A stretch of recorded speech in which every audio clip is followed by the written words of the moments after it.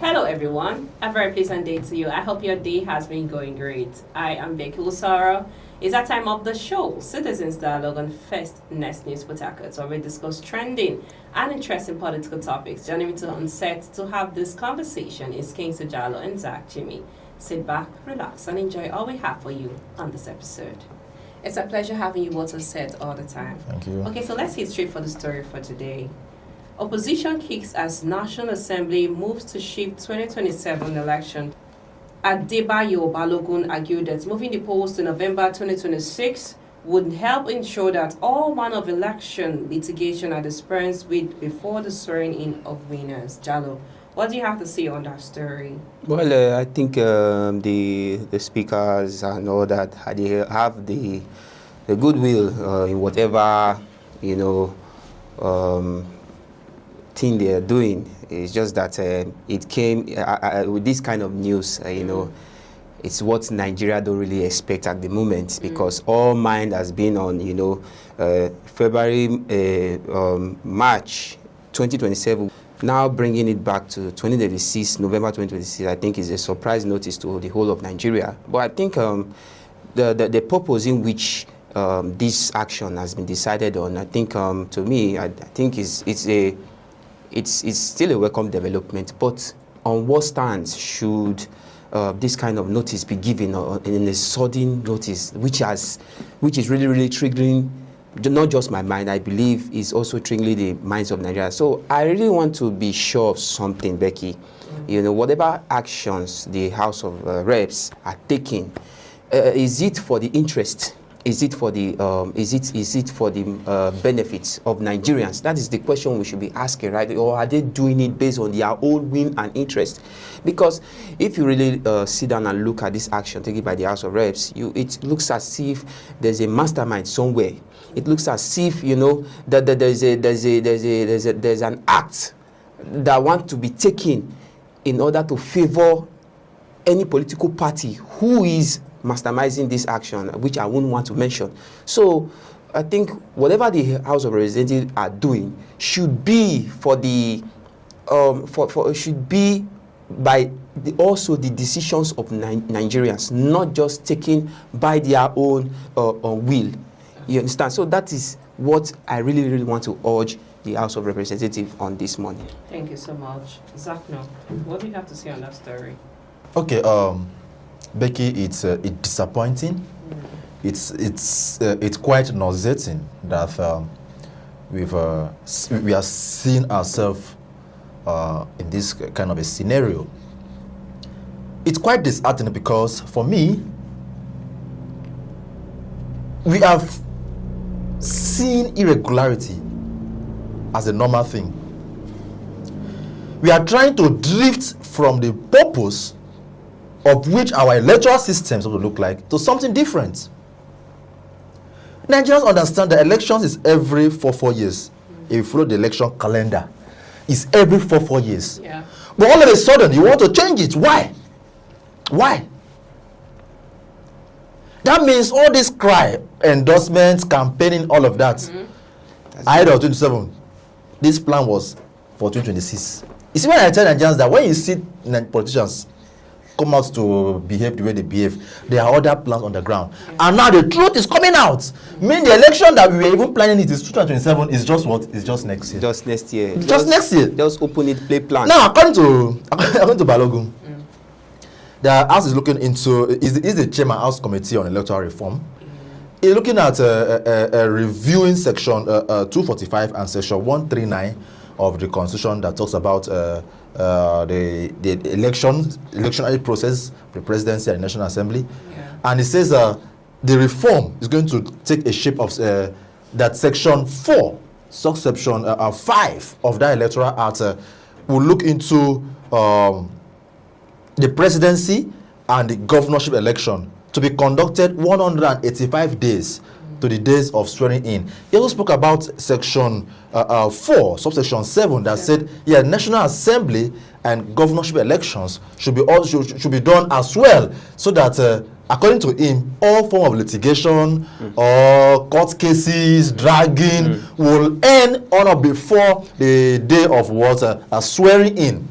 so that if the National Assembly adopt this new provision of the Electoral Act, going forward, it will be 195 days window period, so that whatever thing you have to do. Now, according to him, that it is also very bad that when leaders resume office, they will be leaving their office to go and be fighting, battling their court cases, that it disrupts democracy, it disrupts governance. While to some extent, I agree with that particular aspect that says that leaders should be allowed to focus, all right, and concentrate in governance rather than jumping from one litigation to another. However, I must, all right, exempt myself, all right, from that particular thought of his that says 195 days.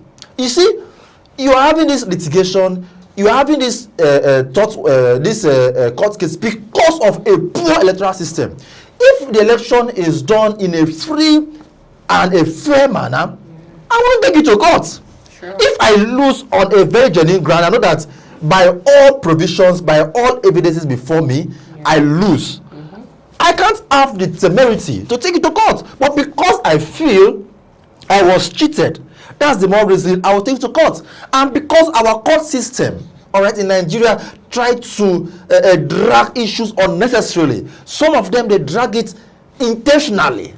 So that you will end up, bad enough, because once you just swear in, they go to court. You'll be in court for 2 years. So it's also a problem of the judiciary and also a problem of the electoral system. But when we have an electoral system that is working very well, we won't be having this back and forth. We don't need to go to court. Yes. But because we have gradually and speedily absorb abnormality, that's why we now have to, factor in court cases, why we need to have 195 days for court cases. Why? So all of a sudden, so now means that there must be court cases, which is totally wrong. And also, Balogun also mentioned that the reform also look into election transmission, that are going to review section 60, subsection 5 of the Electoral Act, which is a transmission. Then I ask the question: during the era of Mahmoud Yakubu, was there nothing like electronic transmission? There was, but it didn't work. So all these things, for me, it makes no sense. They should allow the election, all right, to all the normal February and March. Forget about this November thing. You cannot shift the goalpost when it's time for people to score. It is just an attempt. Let me align with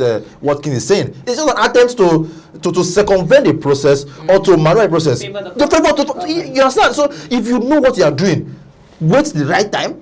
Let's do it. Well, who win will be sworn in on the right day. Accordingly, and nothing more. Thank you so much. It's still the show, Citizens Dialogue on First News Port Harcourt. I am Becky Usara. Please stay with us. Welcome back to the show, Citizens Dialogue on First News Port Harcourt. I remain your humble host, Becky Usara. Thanks for staying with us. Zach, no. The Republican mayor of Blanco, Texas, Mike Arnold, has criticized Nigerian stance of foreign intervention, saying you want Americans' money, but reject its voice on terrorism. What do you have to say on that story? Well, everything about terrorism in Nigeria is no longer is visible to the blind and then audible to the deaf. All right, it's gone to that level that even people from the international fora, international community, the United States, who have been a good partner with Nigerians, they've seen that yes, terrorism is a great issue in country. As I spoke to yesterday, Sheikh Gumi is trying to initiate dialogue with bandits. So it has gotten that moribund, it has gotten that bad, that our nakedness is just bare before the communities. And you see, our frequent, our consistent approach, right, towards borrowing and all of that, has given us this leverage, has given the country this negative image before international communities. Because, like I always tell you, by the time you keep yourself at a vulnerable state, they will treat you as such. The Englishman will tell you, you are addressed the way you dress. Can the US go and tell China this kind of thing? They will not do it. And if you're borrowing and then you're seeing that the money is being used and the citizens is working, but nothing. But that's it. We keep going there. We keep doing this. We keep doing that, and it is now clear that they see what is happening. Good. They've come out to debunk, as they always do. Recently, the US said that over 130 Nigerian million are poor, are living in abject poverty. Nigerian government came to debunk it. But where is your own data? Yeah. The US also, one other NGO came out to say that life expectancy in Nigeria, Nigeria is the poorest. Yeah. That if you live up to 65 years in Nigeria, you've tried. That's it. That's so negative thing happening under this regime. Yeah. So instead of the government of the day to sit back, go back to the drawing board and put things in the right perspective, what we're rather going to do is debunk. Yes, it's good to debunk information, but the worst thing a man should do to himself is to lie to himself. Yeah. But at this point, as if we are lying to ourselves. All right, others are seeing it. Others are seeing it. So it's quite unfortunate. All right, in as much as we keep going there to borrow money, let them know that they know what they're using this money for. And we should be borrowing money and using it for judicious purposes and not for fanfare. Thank you so much.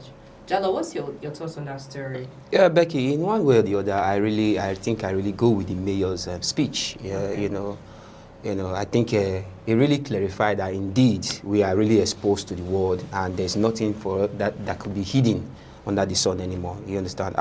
Times without number, our federal governments have gone out there to, clarify to the world that Nigeria is one of the top leading nations, in Africa and the world thereabouts. But you can see, how clear it is that even in an international body, we are being viewed, and the tragedies happening in the country is being exposed.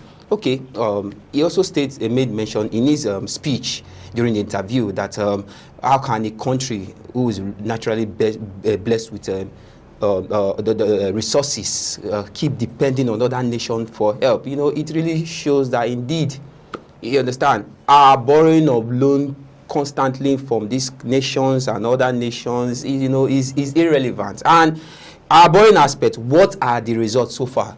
Okay, this insecurity, the insurgencies and all of that, how far have we gone? Even if we are borrowing, I think 1/10 of these funds, I think it should be channeled to these insecurity purposes and let the killings come to an end.